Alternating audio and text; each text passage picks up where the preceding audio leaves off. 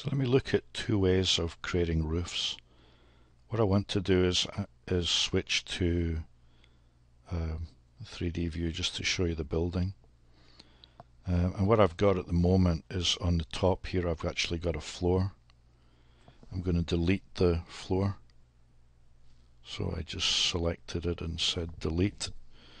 My curtain walls were attached to the underside of the floor. The floor's now gone, so then it can't reproduce the curtain wall at the spacing, the 4-foot spacing, and create mullions at the 4-foot spacing. Therefore, what it's really telling me is that it's going to put the it's going to correct that and let me delete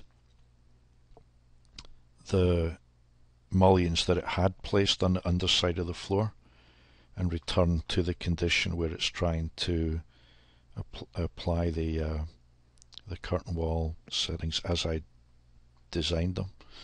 So let me flip to the floor plan level 5. It's for my top level there.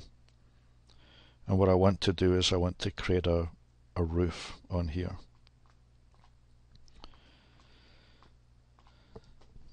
If I go to the architecture tab and I go to the option that says roof, I've got the option of creating it as a footprint. So working in plan, drawing where the outline of the roof is itself. When I'm doing that, I can just draw it, so I could draw any shape. If I choose the option that says pick walls, what it'll let me do is say specify an overhang. So I'm going to specify an overhang of 2 feet. When I come down and pick the wall, you'll see it actually puts the line 2 feet to the outside of the wall. And it's a basic wall, generic 12-inch. So when I've got a closed sketch, I can say that I'm finished.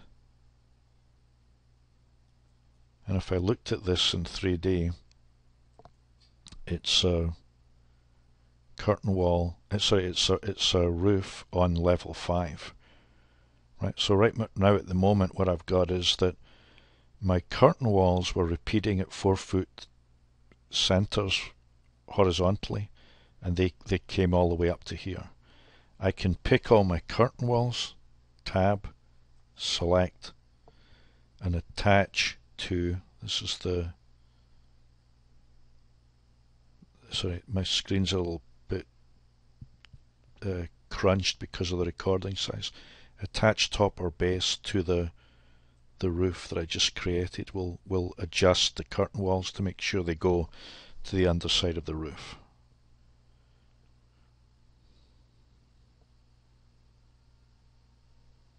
Okay, and then it's telling me that it can't create the last of the 4-foot curtain walls because it's being cut off at the height of the roof itself.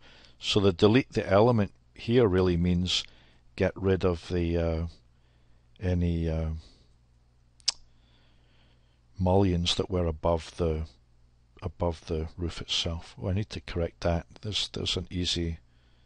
I don't need my stair to go to the 5th floor. I only need it to go to the 4th floor.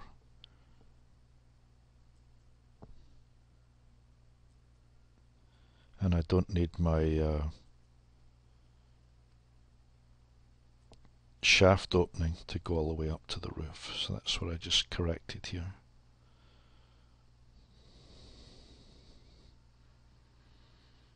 Okay, back to my roof. If I pick on the roof and I look at the footprint that's inside, what you've got is, as you draft, you've got the option of specifying whether it defines a slope or not, a slope from the edge. So if there is a triangle symbol that shows, it indicates that there is a slope coming from that edge. So for example, if I pick those two sides of my sketch and I say these define a slope, and I'll go with the defaults just so you see how it works. When I return to the finished 3D form, what I've got is a slope from the edges of the footprint. And again, I get that message about it's needing to clean up the curtain wall. So there's my connection. Okay, if I go back into the footprint and I look at the angles that I've got in here, so if I pick the sketch line itself, it says 9 and 12. If I were to say change that to say a rise of 2 inches in every foot, let's make it a 1 inch in every foot, and OK, then I'm going to have a more gentle slope on this side of the roof. Did I not? Let me go back, just make sure I got that. So here it said 9 and 12, or here on the property, I'm going to change that to say 1 and 12. And then I'll click somewhere else and say apply. So I can now go and adjust the slope of my roof here.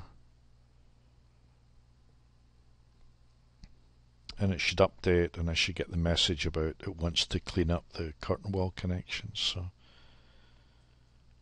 there we go. So what I've got there is two different slopes. What else about roofs? That's kind of basically the way that works, is that you're editing the sketch to control the slope. If they were 0, then if it wasn't defining an edge, then the roof itself would be completely flat. So what am I saying? If it wasn't, if I hadn't said that the edge defines a slope by removing that, then because I've got the slope on the other side of the roof, let me change that just before I go. I'm going to make it slope from the back at say 1 and 12. And OK, then I'm going to have like a shed roof, or I'm going to have a roof of just a uniform slope. From the back 1 and 12, and now it's going to look like this. Yeah, I hope that makes sense. That's one way of creating roofs. The other way is I'll show you in another movie.